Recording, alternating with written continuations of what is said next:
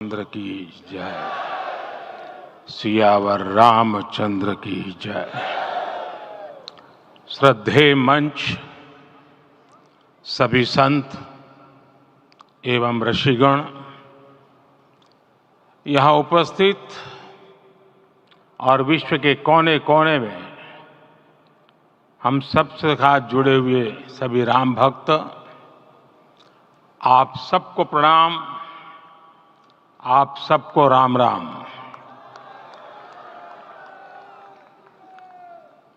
आज हमारे राम आ गए हैं।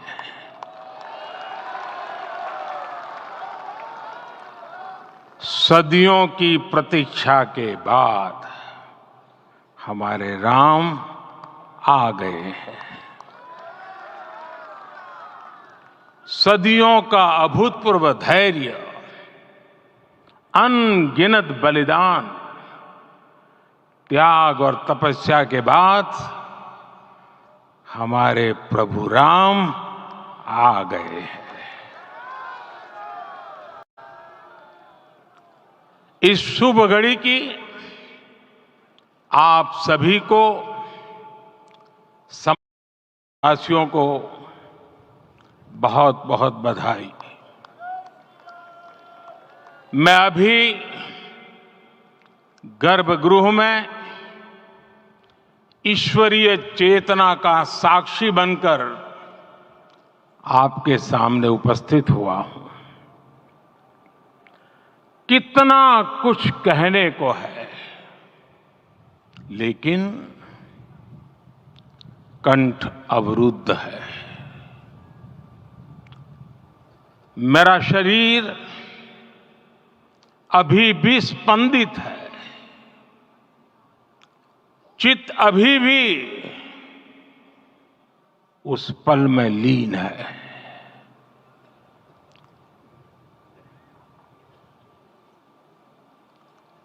हमारे रामलला अब टेंट में नहीं रहेंगे।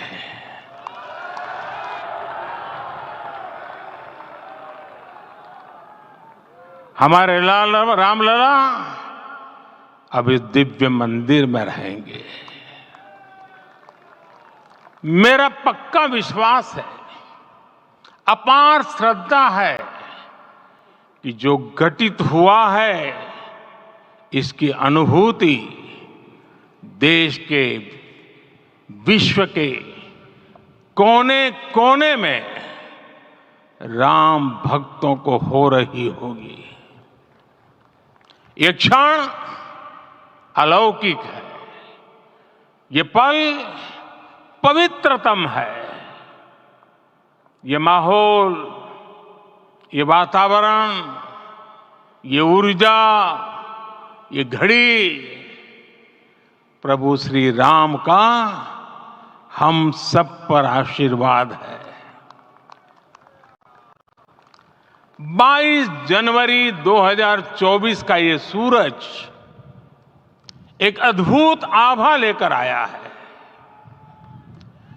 22 जनवरी 2024 ये कैलेंडर पर लिखी एक तारीख नहीं, ये एक नए काल चक्र का उद्गम है।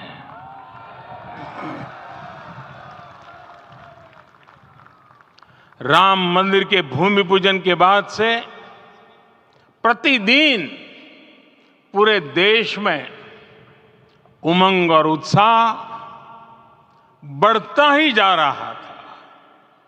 निर्माण कार्य देख देशवासियों में हर दिन एक नया विश्वास पैदा हो रहा था। आज हमें सदियों के उस धैर्य की धरोहर मिली है। आज हमें श्री राम का मंदिर मिला है। गुलामी की मानसिकता को तोड़कर उठ खड़ा हो राष्ट्र। अतीत के हर दंश से हौसला लेता हुआ राष्ट्र ऐसे ही नव इतिहास का सृजन करता है।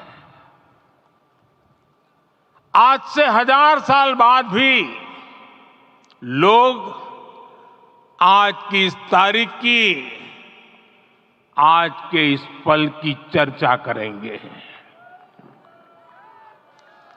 और ये कितनी बड़ी राम कृपा है कि हम सब इस पल को जी रहे हैं, इसे साक्षात घटित होते देख रहे हैं। आज दिन, दिशाएं, दिगंत सब दिव्यता से परिपूर्ण है। ये समय सामान्य समय नहीं है। ये काल के चक्र पर सर्वकालिक शाही से अंकित हो रही अमिट स्मृति रेखाएं हैं। साथियों, हम सब जानते हैं कि जहां राम का काम होता है, वहां पवन पुत्र हनुमान अवश्य विराजमान होते हैं। इसलिए मैं राम भक्त हनुमान और हनुमान गढ़ी को भी प्रणाम करता हूं।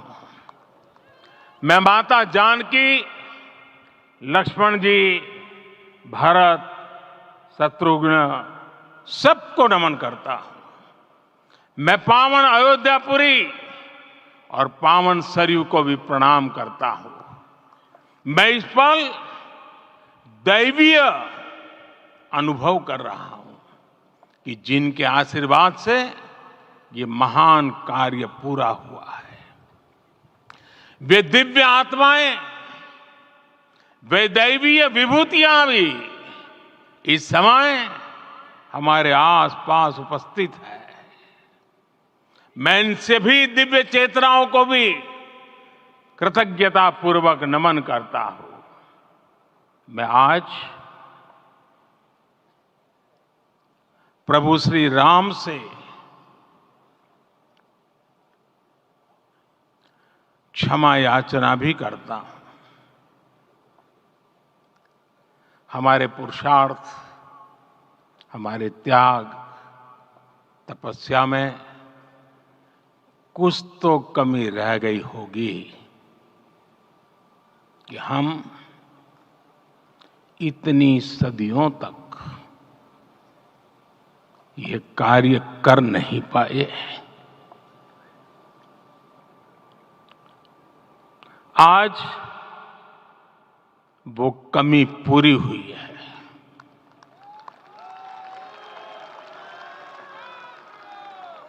मुझे विश्वास है प्रभु राम आज हमें अवश्य क्षमा करेंगे।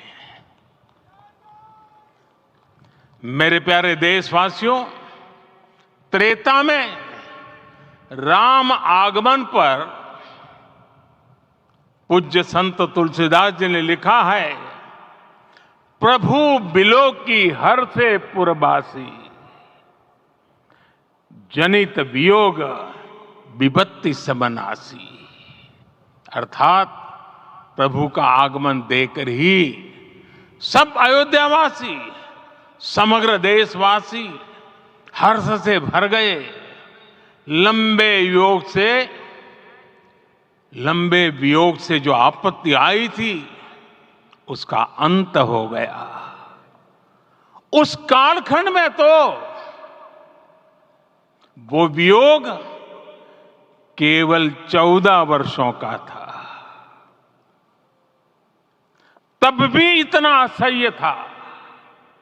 इस युग में तो अयोध्या और देशवासियों ने सैकड़ों वर्षों का वियोग सहा है। हमारी कई कई पीढ़ियों ने वियोग सहा है। भारत के तो संविधान में उसकी पहली प्रति में भगवान राम विराजमान है। संविधान के अस्तित्व में आने के बाद भी दशकों तक प्रभु श्री राम के अस्तित्व को लेकर कानूनी लड़ाई चली। मैं आभार व्यक्त करूंगा भारत की न्यायपालिका का, जिसने न्याय की लाज रख ली।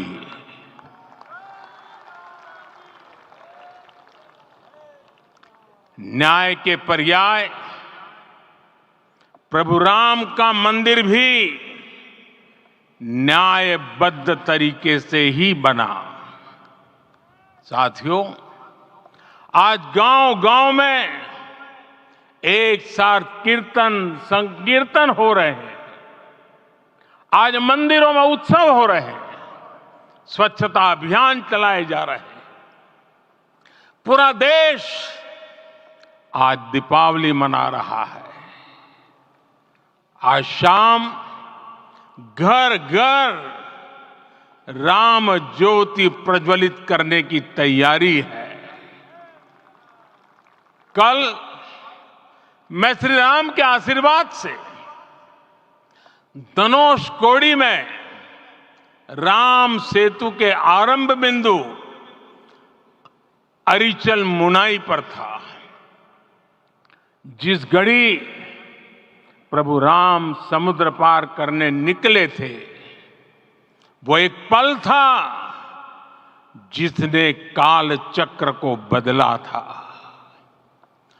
उस भावमय पल को महसूस करने का मेरा ये विनम्र प्रयास था।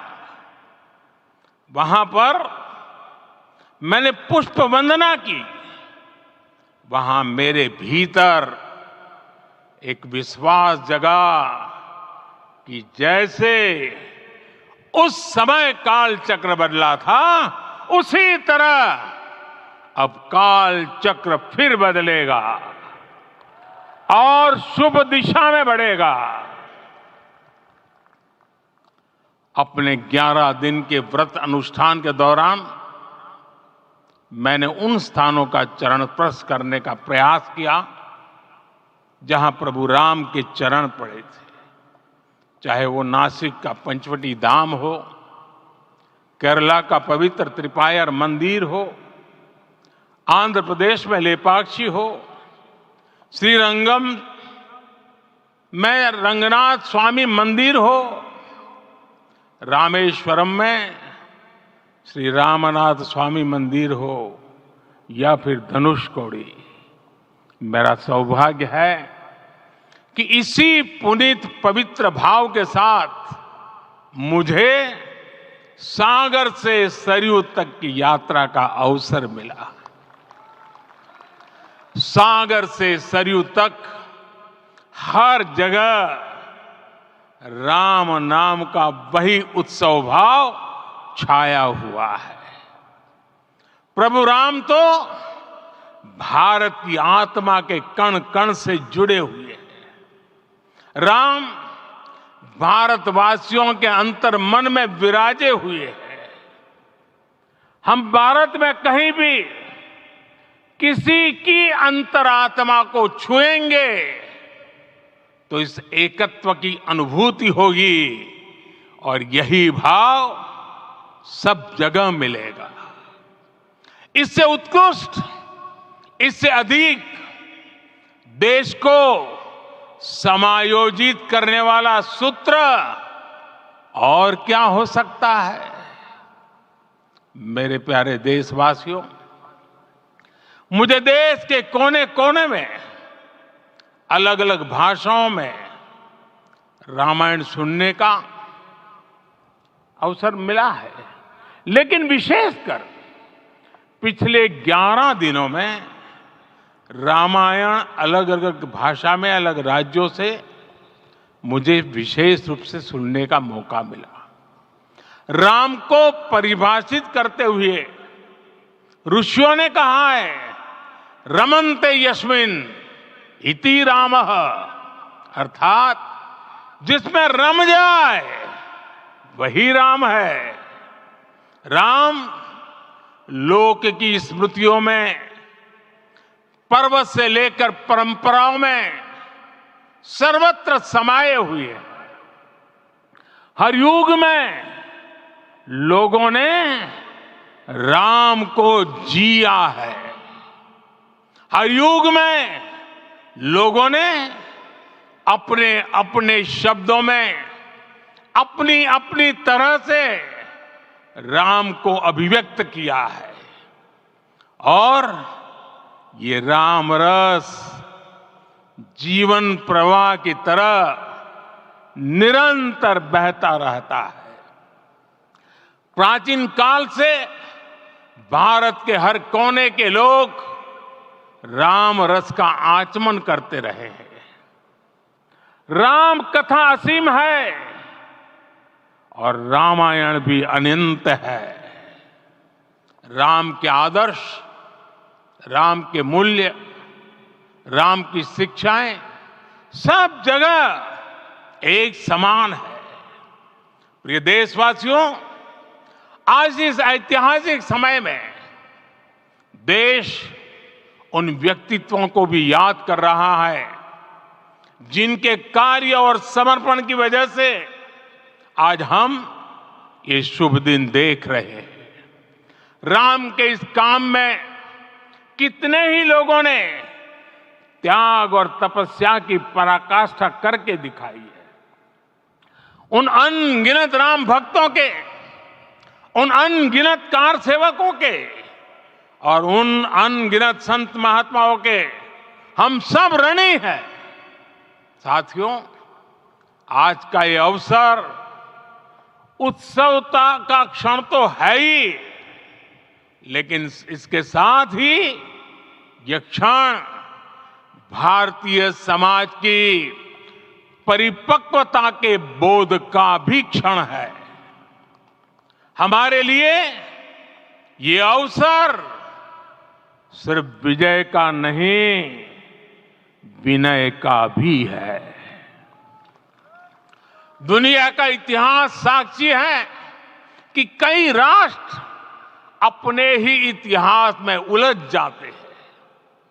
ऐसे देशों ने जब भी अपने इतिहास की उलझी हुई गांठों को खोलने का प्रयास किया, उन्हें सफलता पाने में बहुत कठिनाई आई, बल्कि कई बार तो पहले से ज्यादा मुश्किल परिस्थितियां बन गई।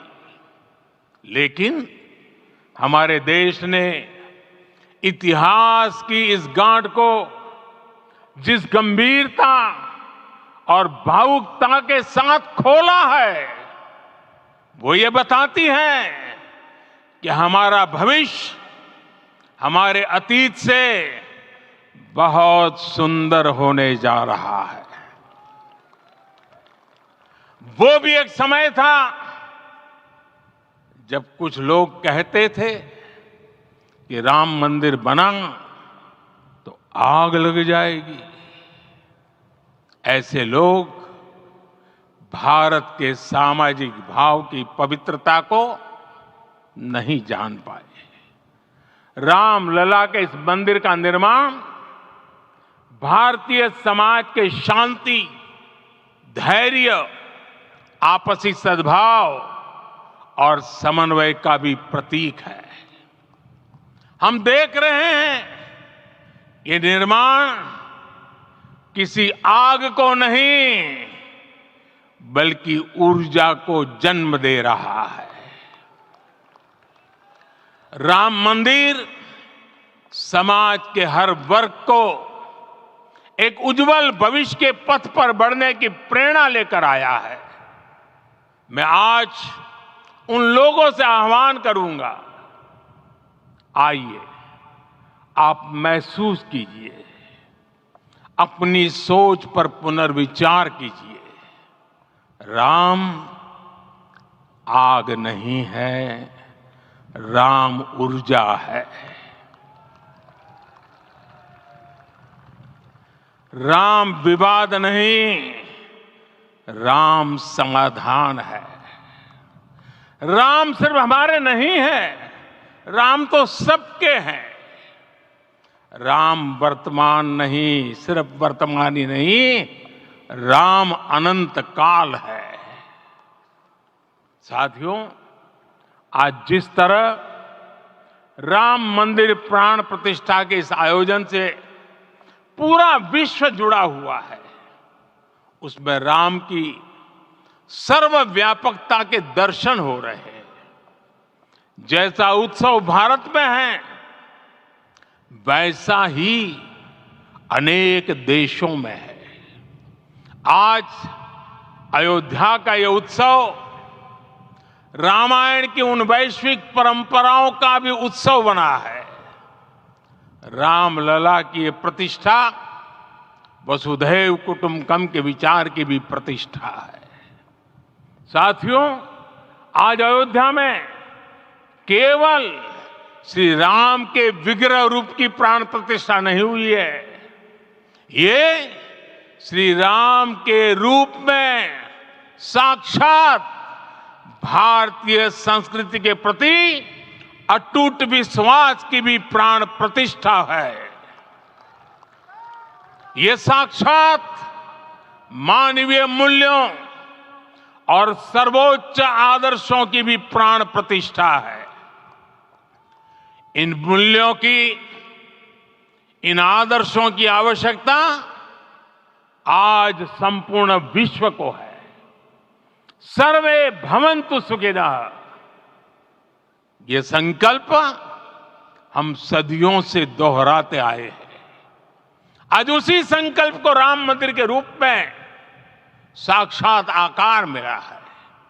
ये मंदिर मात्र एक देव मंदिर नहीं है, ये भारत की दृष्टि का, भारत के दर्शन का, भारत के दिग्दर्शन का मंदिर है।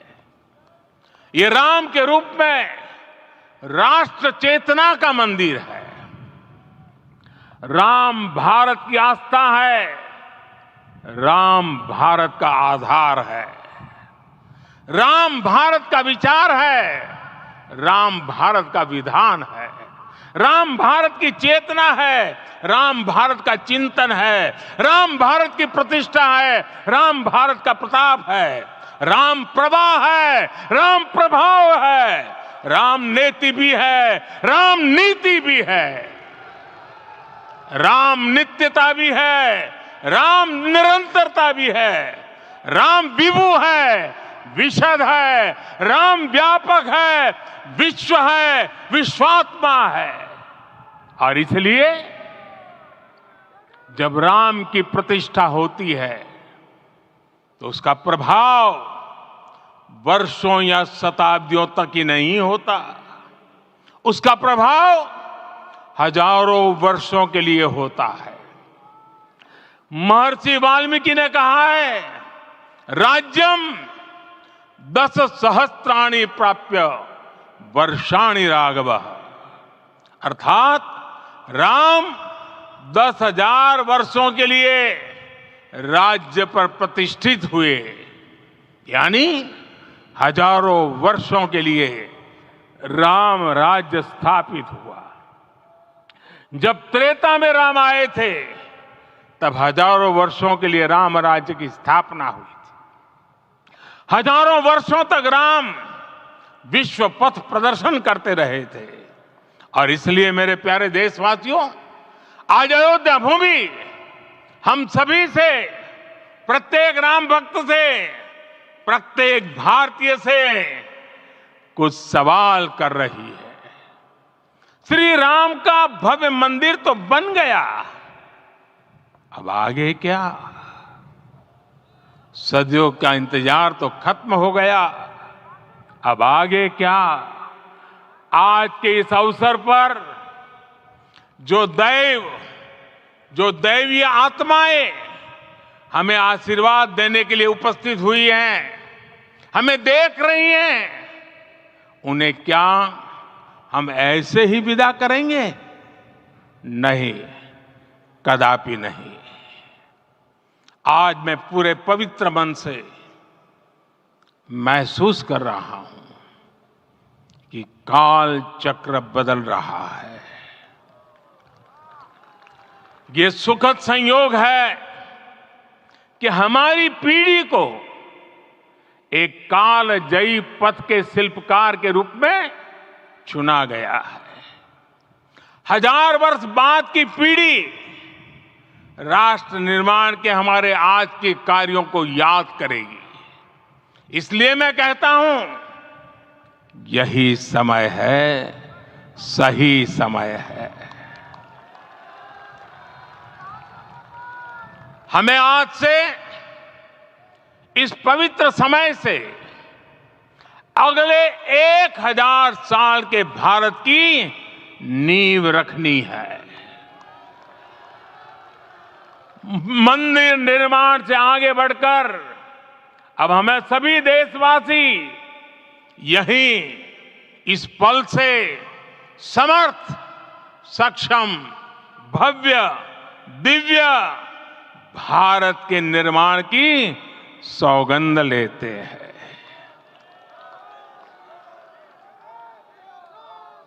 राम के विचार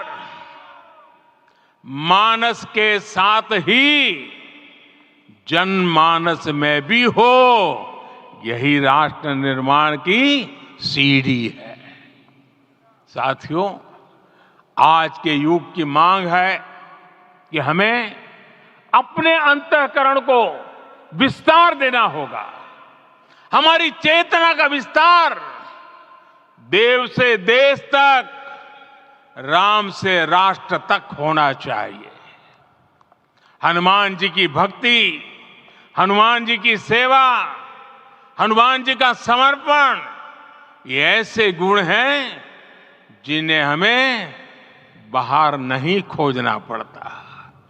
प्रत्येक भारतीय में भक्ति, सेवा और समर्पण के भाव समर्थ, सक्षम, भव्य, दिव्य भारत का आधार बनेंगे।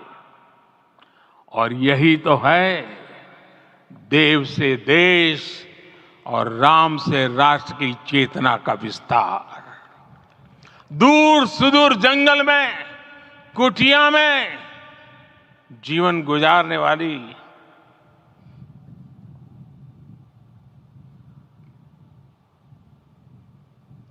मेरी आदिवासी मां शबरी का ध्यान आते ही अप्रतिम विश्वास जागृत होता है। मां शबरी तो कब से कहती थी, राम आएंगे।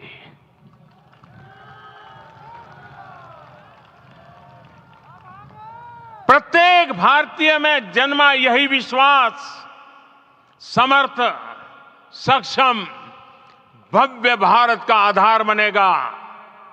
और यही तो है देव से देश और राम से राष्ट्र की चेतना का विस्तार।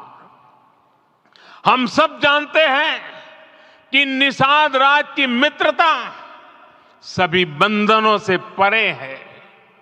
निषाद राज का राम के प्रति सम्मोहन, प्रभु राम का निषाद राज के लिए अपनापन कितना मौलिक है।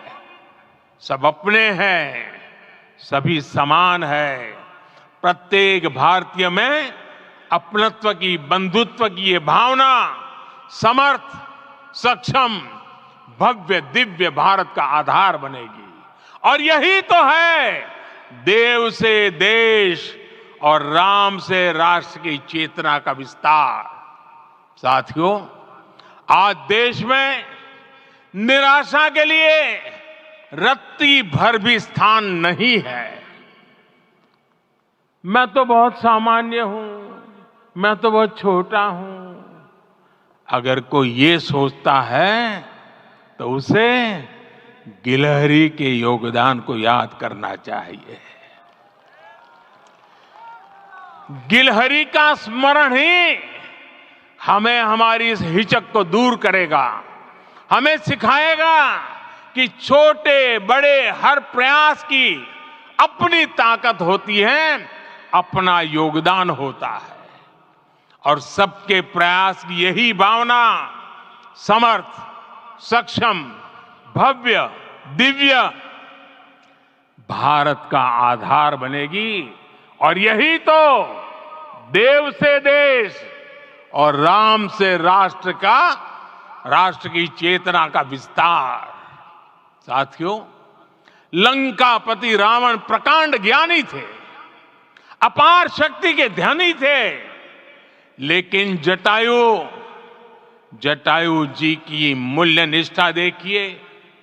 वे महाबली रावण से भिड़ गए।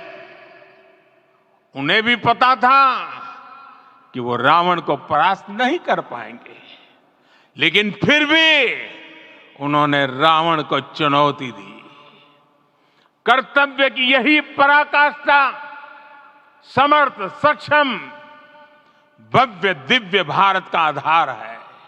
और यही तो है देव से देश और राम से राष्ट्र की चेतना का विस्तार।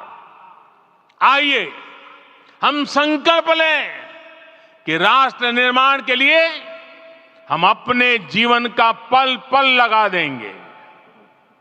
राम काज से राष्ट्र काज, समय का पल पल, शरीर का कण कण राम समर्पण को राष्ट्र समर्पण के ध्येय से जोड़ देंगे। मेरे देशवासियों, प्रभु श्री राम की हमारी पूजा विशेष होनी चाहिए। ये पूजा स्व से ऊपर उठ करके समष्टि के लिए होनी चाहिए। ये पूजा अहम से उठकर वयम के लिए होनी चाहिए। प्रभु को जो भोग चढ़ेगा वो विकसित भारत के लिए हमारे परिश्रम की पराकाष्ठा का प्रसाद भी होगा। हमें नित्य पराक्रम, पुरुषार्थ, समर्पण का प्रसाद प्रभु राम को चढ़ाना होगा। इनसे नित्य प्रभु राम की पूजा करनी होगी, तब हम भारत को वैभवशाली और विकसित बना पाएंगे। मेरे प्यारे देशवासियों, ये भारत के विकास का अमृत काल है। आज भारत युवा शक्ति की पूंजी से भरा हुआ है, ऊर्जा से भरा हुआ है। ऐसी सकारात्मक परिस्थितियां फिर न जाने कितने समय बाद बनेगी। हमें अब चूकना नहीं है, हमें अब बैठना नहीं है। मैं अपने देश के युवाओं से कहूंगा, आपके सामने हजारों वर्ष की परंपरा की प्रेरणा है। आप भारत की उस पीढ़ी का प्रतिनिधित्व करते हैं जो चांद पर तिरंगा लहरा रही है। वो 15 लाख किलोमीटर की यात्रा करके सूर्य के पास जाकर मिशन आदित्य को सफल बना रही है। जो आसमान में तेजस और सागर में विक्रांत का परचम लहरा रही है। अपनी विरासत पर गर्व करते हुए आपको भारत का नव प्रभात लिखना है। परंपरा की पवित्रता और आधुनिकता की अनंतता, दोनों ही पथ पर चलते हुए भारत समृद्धि के लक्ष्य तक पहुंचेगा। मेरे साथियों, आने वाला समय अब सफलता का है। आने वाला समय अब सिद्धि का है। ये भव्य राम मंदिर साक्षी बनेगा भारत के उत्कर्ष का, भारत के उदय का। ये भव्य राम मंदिर साक्षी बनेगा भव्य भारत के अभ्युदय का, विकसित भारत का। ये मंदिर सिखाता है कि अगर लक्ष्य सत्य प्रमाणित हो, अगर लक्ष्य सामूहिकता और संगठित शक्ति से जन्मा हो, तब उस लक्ष्य को प्राप्त करना असंभव नहीं है। ये भारत का समय है और भारत अब आगे बढ़ने वाला है। शताब्दियों की प्रतीक्षा के बाद हम यहां पहुंचे हैं। हम सब ने इस युग का इस कालखंड का इंतजार किया है। अब हम रुकेंगे नहीं, हम विकास की ऊंचाई पर जाकर ही रहेंगे। इसी भाव के साथ रामलला के चरणों में प्रणाम करते हुए आप सभी को बहुत बहुत शुभकामनाएं। सभी संतों के चरणों में मेरे प्रणाम। सियावर रामचंद्र की, सियावर रामचंद्र की, सियावर रामचंद्र की।